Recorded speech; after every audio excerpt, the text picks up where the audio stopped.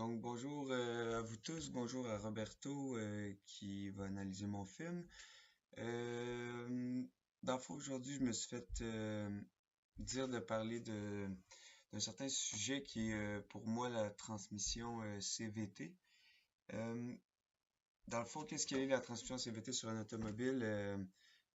Dans le fond, premièrement, qu'est-ce qu'une transmission? Dans le fond, ce qu'on peut dire là-dessus brièvement, c'est que c'est ça qui va changer tes vitesses dedans. T'en as des automatiques, t'en as des manuels, puis t'as la CVT là-dedans qui se rajoute dans l'automatique. T'as pas de bras de vitesse pour engendrer ton changement de vitesse. Donc, ça c'est vraiment tout à l'automatisme, puis si je peux dire, un mécanisme intelligent qui change les vitesses, les multiples vitesses, comme vous allez voir plus tard, plus que 6 que vous allez voir plus tard euh, au courant du vidéo. Donc, bon, ben, je vais commencer par vous donner une petite introduction sur la transmission. Donc, premièrement, ça a été la première, ça fait quand même un petit bout que ça existe. Ça a été fait euh, depuis 1968, dans ces environs-là, que ça existe, mais on n'en parle pas beaucoup. Puis c'est souvent plus sur les autos Nissan qu'on va entendre parler de la transmission CVT. Ah oui, j'ai oublié de dire, qu'est-ce une, une transmission CVT? Dans le fond, la transmission CVT,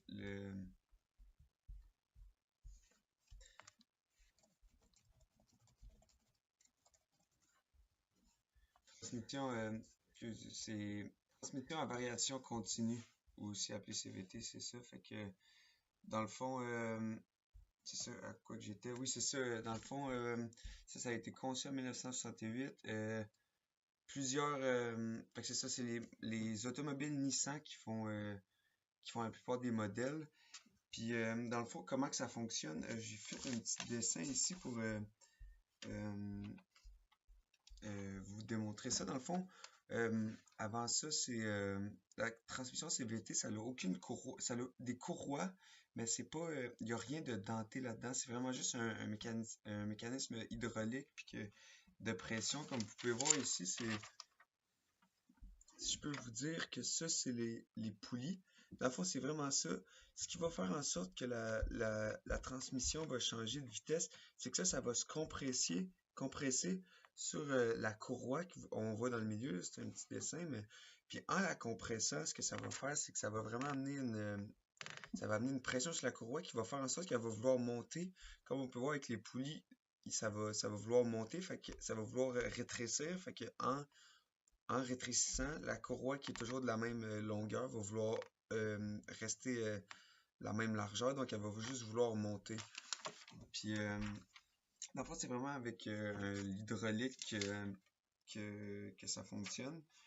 Puis, aussi, ouais, c'est ça exact, donc il n'y a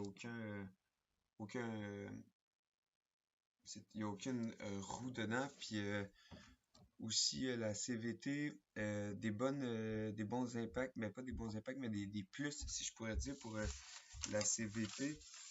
Euh, juste, oui, c'est ça, pour la CVT, après ça, ben, le premier, ce serait vraiment une économie de gaz.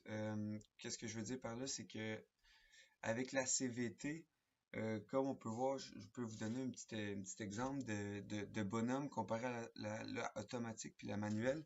Si je peux dire ça comme ça, l'automatique, comme j'imagine que vous êtes tous déjà rentré dans une auto à transmission automatique, à chaque fois que l'auto change de vitesse, on voit que ça donne des petits coups. Mais avec la CVT, ce que ça fait, c'est que c'est vraiment euh, presque infini de vitesse que l'automobile a. Donc, ça change, c'est très variant. Donc, ça donne vraiment pas de coup. Puis c'est ce qui donne, si je peux vous donner un exemple avec un bonhomme à transmission, ça va tout le temps monter puis descendre. Tandis qu'avec la transmission CVT, ça va tout le temps monter en ligne droite. Il n'y aura jamais de coup qui va donner. Fait que l'automobile n'aura jamais vraiment besoin de recommencer un petit peu son trajet pour recommencer à accélérer avant que la gear, elle va tout le temps changer, puis on va jamais voir ça va jamais entendre des coûts avec ça. Fait que ce qui est un bon plus côté gaz, c'est environ une économie de 15% d'une auto normale si on compare les deux avec la CVT. Le prix est à voir avec les concessionnaires et tout, mais c'est vraiment dans ces environs de prix-là. Un autre plus aussi, c'est une bonne accélération. C'est vraiment plus vite que, que d'autres autos.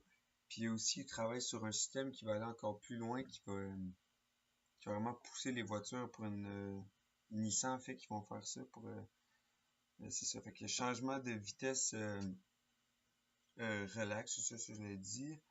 Euh, c'est ça, il est toujours aussi à la bonne vitesse. C'est ça, tu ne sentiras jamais de coup. Des bons avantages aussi de ça, c'est que le moteur, premièrement, la pompe à huile va être plus petite parce qu'il va y avoir 40% moins d'huile dans le moteur, ce qui va amener le moteur à vraiment. Dans le fond, c'est une économie sur tous les points. À long terme, ce genre de transmission-là. C'est, admettons, comme pour l'huile à moteur, 40% de moins. Euh, donc la pompe à huile plus petite, tout est plus petit, fait que tout va s'en venir à avoir un meilleur rendement économique après avoir acheté l'auto. L'auto, elle doit coûter plus cher, mais c'est ça, donc pompe plus petite. Aussi, il y a vraiment moins de friction, moins de pièces aussi, vraiment. C'est une simple courroie avec deux poulies. Dans le fond, comme je vous avais montré avec le dessin ici, euh, la, il y a une autre poulie ici, puis plus que, admettons, on va dire que ça c'est la première poulie, ça c'est la deuxième. Elle d'en haut, plus qu'on va vite, plus qu'elle va devenir, elle va se rapetir, donc plus qu'elle va se rapetir, plus que l'autre en bas, parce que la courroie va jamais se devenir de plus en plus élastique, c'est un mouvement entre les deux poulies qui vont faire en sorte que la vitesse va changer, puis ça va vraiment amener ou même, il va vraiment pas avoir de friction avec ça, donc euh,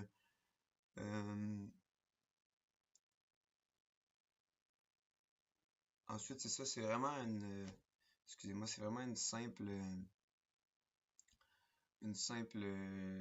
transmission. Puis dans le fond, pour conclure, ben c'est ça, la transmission CVT, c'est vraiment quelque chose qui est vraiment simple à comprendre. C'est vraiment comparé à d'autres modèles, la CVT, c'est vraiment juste deux poulies, puis une courroie avec l'hydraulique, ça va vraiment venir se compresser, qui va venir jouer avec l'angle ça va vraiment venir compresser, puis la poulie, elle va vouloir monter, ce qui va vraiment donner le pouvoir à l'auto, dans le fond, c'est vraiment l'hydraulique dans tout ça. Puis dans le fond, c'est ça, les pièces aussi simples que ça. Fait que dans le fond, merci de m'avoir écouté et en espérant que ça va vous avoir aidé sur comment une transmission CVT fonctionne. Merci.